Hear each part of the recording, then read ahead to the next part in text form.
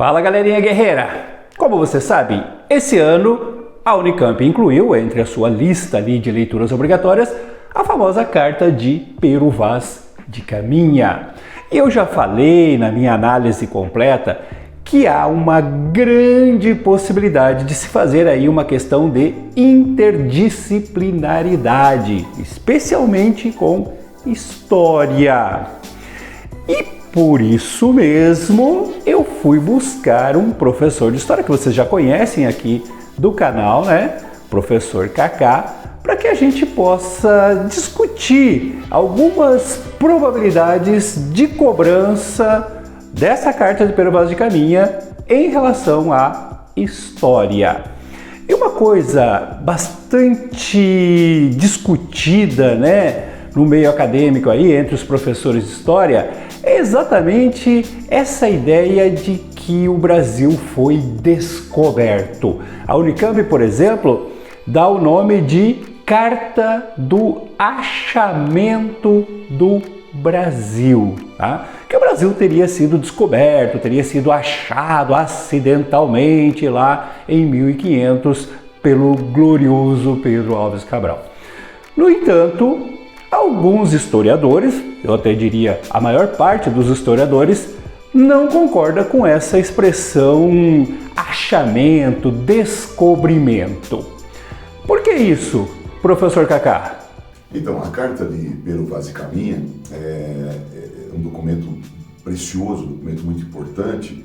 Alguns historiadores e professores de história dizem que a Carta de Caminha é uma espécie de certidão de nascimento do Brasil, né? Marca a oficialidade do chamado, aspas, descobrimento, 1500.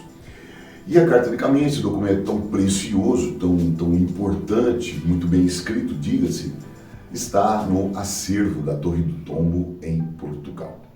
E realmente, né, há um debate, na verdade esse debate já foi bastante mais interessante, importante e empolgante, de que a Carta de Caminha e a expedição de Pedro Álvares Cabral descobriu o Brasil ou foi uma outra intenção. O debate é a casualidade ou a intencionalidade da expedição de Pedro Álvares Cabral quando chega ao Brasil em 22 de abril de 1500. Bem, já foi um debate mais interessante. Hoje, a comunidade da história, os historiadores, professores de história, o mundo acadêmico aqui no Brasil, fecha com a ideia de intencionalidade e não acidentalismo ou casualidade, né?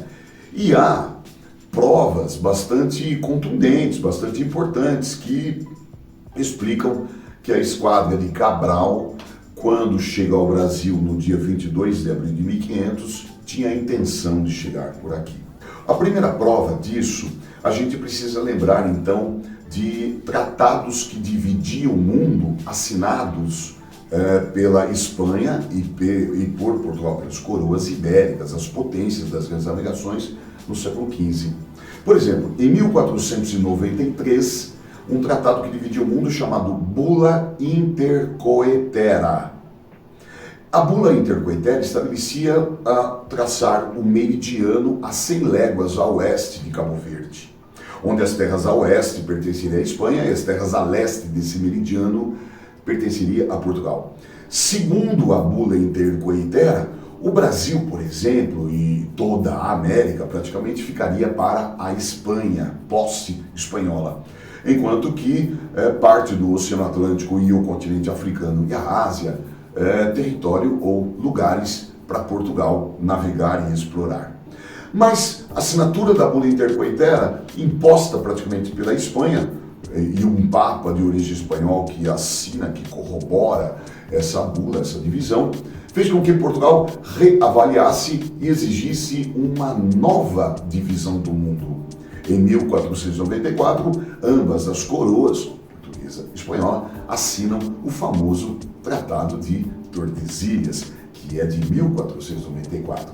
Onde aquele meridiano, em vez de 100 léguas a oeste de Cabo Verde, é empurrado mais para oeste, a 370 léguas a oeste de Cabo Verde. Então aí, nessa divisão do mundo do Tratado de Tordesilhas, com o meridiano do mesmo nome, as terras a oeste desse meridiano pertenceria à Espanha, terras a leste do meridiano a Portugal. Então, um pedaço do que é o território brasileiro hoje ficaria para Portugal. Vamos pensar, se Portugal assinou a Bula Intercoetânea em 93 e logo em 1494 exige uma nova divisão do mundo empurrando o meridiano mais para o oeste, ora, Portugal sabia da existência das terras, ninguém sabia das dimensões dessas terras além mar, mas sabia da existência das terras. Quando o Cabral chega aqui, chega então para tomar posse da terra oficialmente em nome de El-Rei Dom Manuel o Venturoso. Mas eu tenho uma outra prova também muito interessante, muito cabal, vamos dizer assim. Em 1498, observe, 2 anos antes do Cabral, em 1498 sai de Portugal uma expedição secreta, comandada pelo português Duarte Pacheco Pereira. E sabe-se, não com farta documentação, mas sabe-se sim que a expedição de Duarte Pacheco Pereira já esteve em território brasileiro, onde hoje é o norte do Brasil, para reconhecer essas terras. Quando o Cabral vem 2 anos depois, repito, tomar posse da terra em nome de El-Rei Dom Manuel Venturoso, tomar posse da terra oficialmente, tá? Uma questão muito interessante para a gente pensar é por que o segredo da expedição, por que o sigilo da expedição de Duarte Pacheco? Ora, havia um ambiente de competição e competição muito feroz entre Portugal e Espanha. Quem primeiro encontrasse terras e, quiçá, riquezas, como por exemplo metais preciosos, pedras preciosas, se apoderaria de tais riquezas. Daí, então, esse ambiente de, aspas, Guerra Fria, de sigilo, de competição entre Portugal e Espanha. E uma outra questão bastante interessante para se pensar é sobre essas duas datas, esses 2 nomes, Duarte Pacheco, 1498, Pedro Álvares Cabral, 1500, é o seguinte: o que seria alterado nos livros de história do Brasil? O que alteraria no estudo da história do Brasil se os livros trouxessem 1498, Duarte Pacheco e não Cabral, 1500? A resposta para essa questão pode ser uma única palavra: nada. Nada alteraria no estudo da história do Brasil. Beleza? Muito bem, com essa linha de raciocínio, né, tão clara, com esses argumentos tão lógicos, parece até óbvio, né, que não foi um acidente de percurso, um descobrimento acidental. Mas eu sei que você, Cacá, tem mais alguns argumentos em defesa dessa ideia de que foi uma tomada de posse e não um descobrimento. Não é mesmo? Tem sim, viu? A gente pode pensar também numa questão um tanto mais subjetiva, mas também muito consistente ao mesmo tempo. Por exemplo, a experiência de portugueses nas grandes navegações é uma experiência que se acumula a cada navegação. Ou seja, começou em 1415 com a tomada de Ceuta pelos portugueses. Estamos em 1500. Poxa, praticamente todo o século XV, os portugueses navegando e buscando o caminho para as Índias, até que chega com Vasco da Gama em 1498.